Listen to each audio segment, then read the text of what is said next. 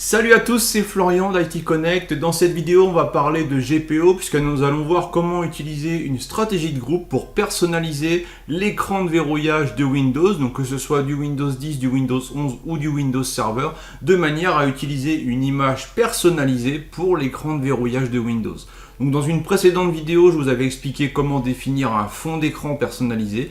Là, on va s'attaquer vraiment à l'écran de verrouillage, donc qui s'affiche dès qu'on allume l'ordinateur et qui s'affiche aussi en image d'arrière-plan lorsque l'on se connecte à sa session Windows. Donc c'est une demande assez fréquente dans les entreprises. On vous demande bien souvent de personnaliser le fond d'écran du système au niveau du bureau et cette image de verrouillage. Il faut savoir que en fonction, si vous avez du Windows Pro, éducation ou entreprise, ce ne sera pas la même manipulation puisque le paramètre de GPO officiel ne fonctionne que pour les versions entreprise éducation. Pour la version Pro, il y aura une autre manipulation à faire, mais je vais vous montrer les différents cas de figure pour que vous soyez en mesure d'appliquer ce tutoriel, peu importe les éditions que vous utilisez. Alors si vous souhaitez en savoir plus, regardez la suite de la vidéo, mais avant ça, pensez à vous abonner à la chaîne YouTube.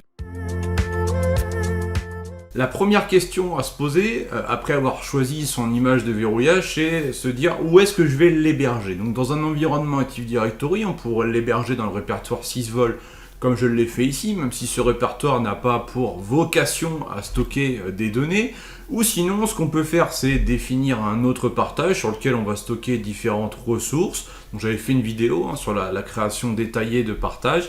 Et on pourrait aussi faire en sorte d'avoir ce fichier image sur un partage.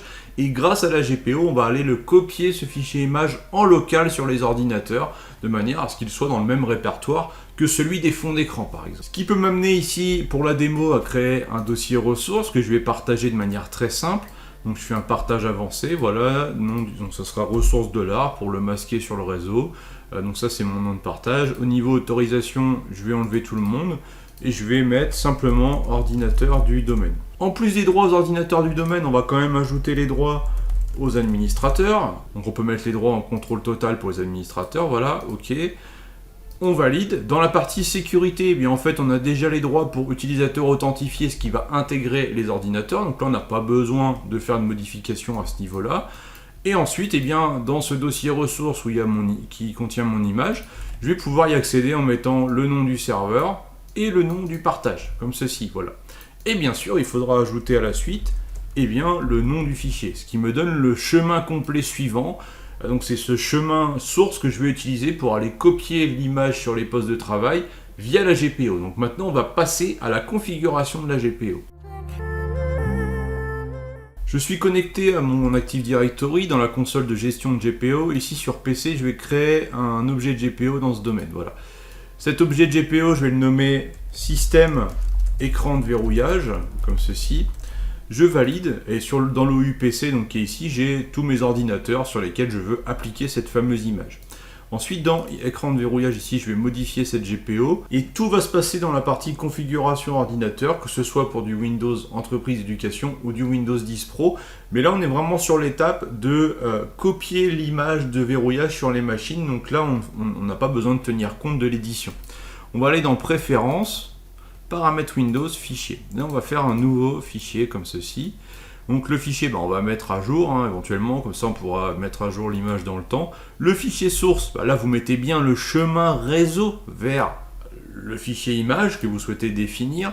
Donc moi le fichier image, je ne vous l'ai pas montré, mais c'est tout simplement l'image qui est ici. Une fois qu'on a mis le fichier source, on va préciser la destination. On peut venir le mettre dans C2.Windows Web Wallpaper, puisque c'est le répertoire par défaut de Windows où on retrouve les différents fonds d'écran. Et on met bien le nom du fichier, voilà. On fait appliquer, voilà, commun, là on peut appliquer une fois et ne pas réappliquer si on sait que cette image-là elle va rester pendant longtemps, ça va éviter de la recopier à chaque fois. Voilà, on va faire appliquer, ok.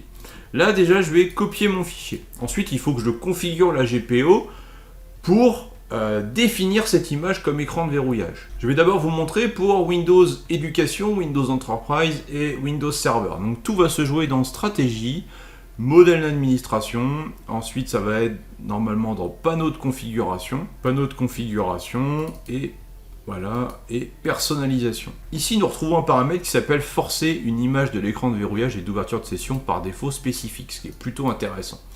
On va activer ce paramètre et juste pour justifier un peu mes propos, on voit bien ici, ce paramètre s'applique uniquement aux références Enterprise, Éducation et Serveur.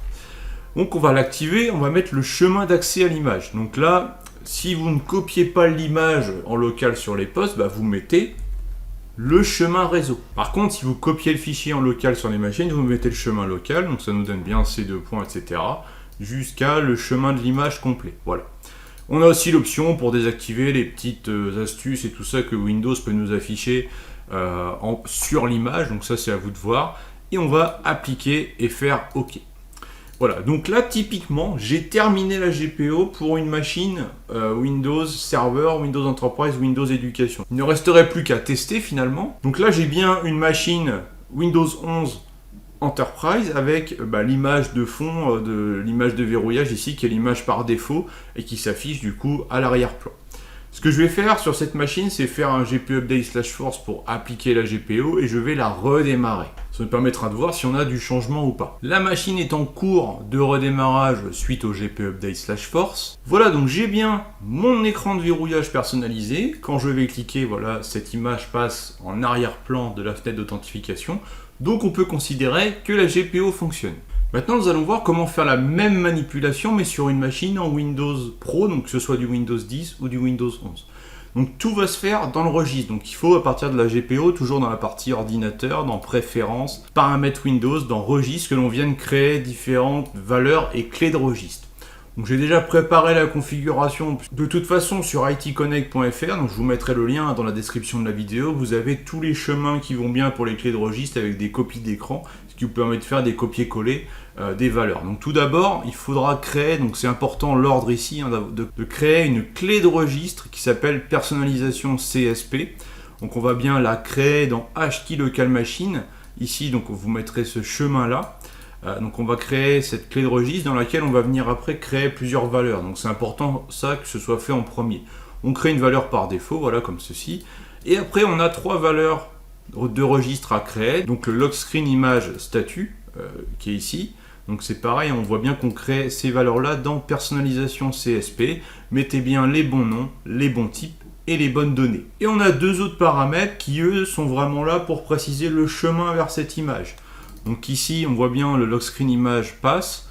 On met bien le chemin local ou le chemin réseau en fonction de la méthodologie que l'on a appliquée. Et pareil ici, lock screen image URL, on remet le chemin vers l'image.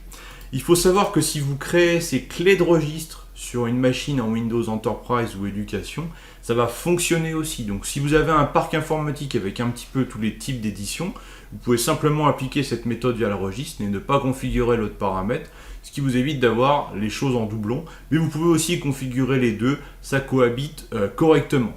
Il faut savoir qu'avec cette méthode, même si vous arrêtez d'appliquer la stratégie de groupe parce que vous ne voulez plus appliquer votre fond d'écran personnalisé au niveau du verrouillage, eh bien il faudra supprimer les clés de registre. Donc il faudra venir ici modifier l'action pour passer en mode supprimer de manière à faire le nettoyage et que Windows restaure l'image de verrouillage par défaut. Donc voilà, en appliquant cette méthodologie là, ça va fonctionner sur de l'édition pro. Et pour finir, nous avons un dernier paramètre à voir qui s'applique à toutes les éditions Windows, qui est le paramètre suivant, donc empêcher la modification de l'image des verrouillages et d'ouverture de session.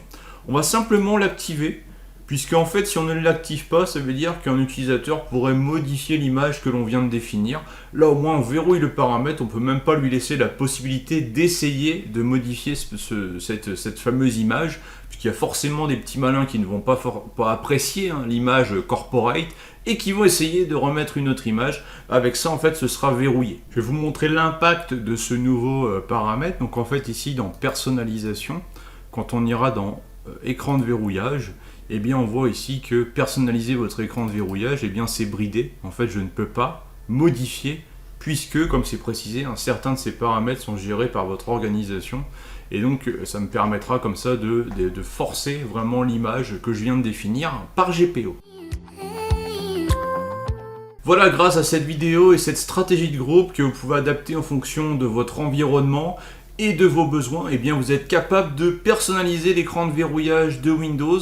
Je le répète, ça fonctionne sur du Windows 10, du Windows 11 et du Windows Server. Donc j'espère que ça vous a plu, n'hésitez pas à liker, à partager et à commenter au maximum, et je vous dis à très vite. Ciao.